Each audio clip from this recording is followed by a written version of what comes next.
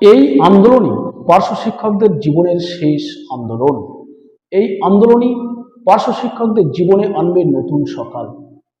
কিন্তু এই সফলতা নির্ভর করছে কাদের উপরে? ৪৪,০০০ পার্শ্ব শিক্ষকদের উপরে নির্ভর করছে এটা। বিকাশ ভবনের সামনে পার্শ্ব শিক্ষকদের যে অবস্থান বিক্ষোভ, অবস্থান মঞ্চ, চতুর্থ দিন পেরিয়ে আজকে পঞ্চম দিনে পড়ল।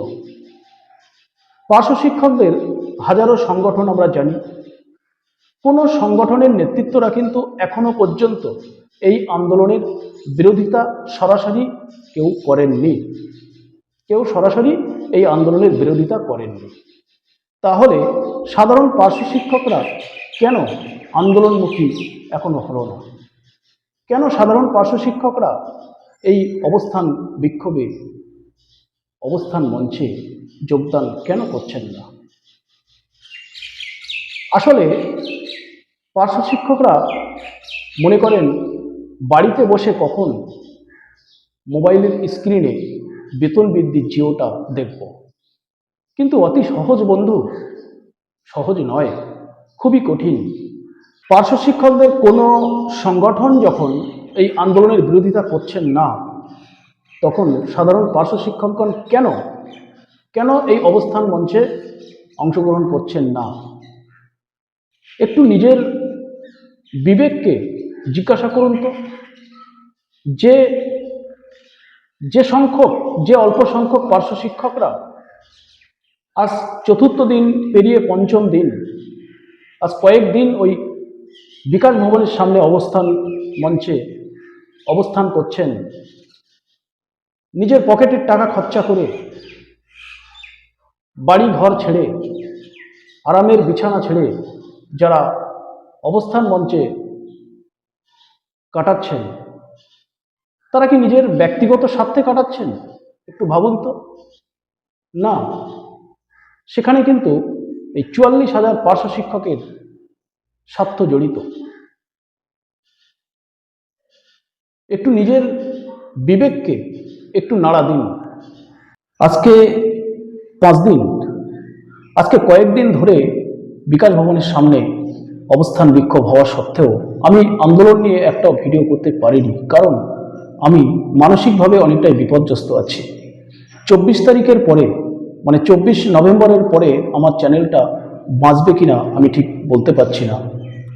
সে অনেকগুলো কারণ দেখিয়েছে, আমার অনেক ফল্ট দেখিয়েছে আর কি ইউটিউব। যাই হোক, সেটাকে ওভারকাম করার জন্য কতগুলো আবার গাইডলাইনও দিয়েছে ইউটিউব টিম।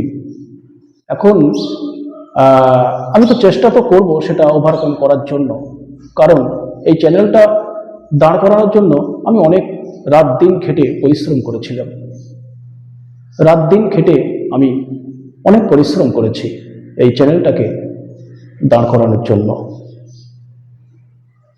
যাই হোক, তারপরে সেটা আমি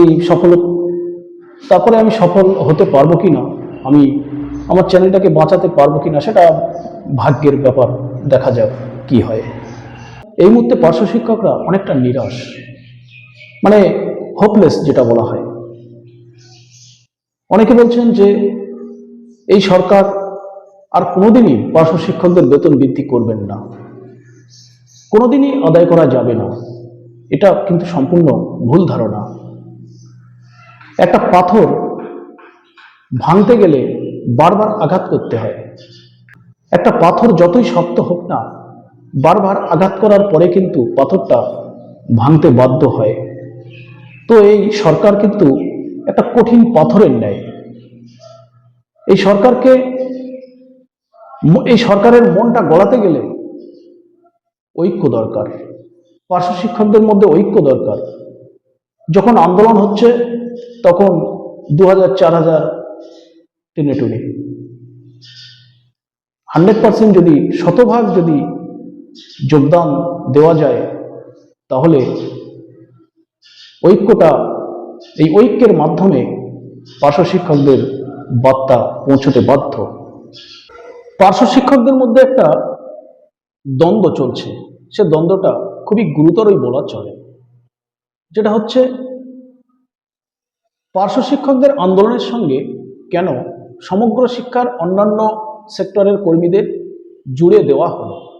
এটা একটা খুব বড় অভিযোগ পার্শ্ব শিক্ষকদের মধ্যে এবং অসন্তোষ। অনেকে দাবি করছেন যে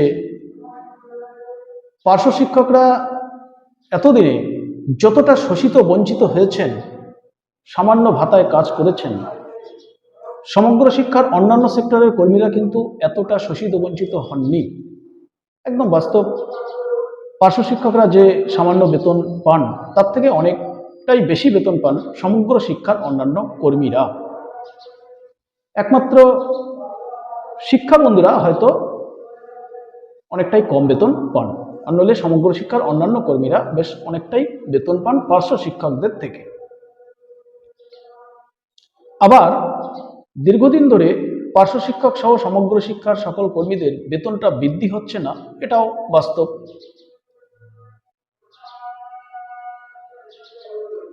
অনেকে প্রশ্ন তুলছেন যে পার্শ্ব শিক্ষক সহ সমগ্র শিক্ষার সকল কর্মীদের নিয়ে যে অবস্থান বিক্ষোভ চলছে, সেখানে সমগ্র শিক্ষার অন্যান্য স্টাফরা তাদের বহাল তবিয়তে অফিস করছেন, তারা কি পৌঁছাচ্ছেন অবস্থান বিক্ষোভে? সেখানে তো কেবলমাত্র পার্শ্ব শিক্ষকরাই যাচ্ছেন। যাই হোক, সেটা যারা জানেন তারাই বলতে পারবেন।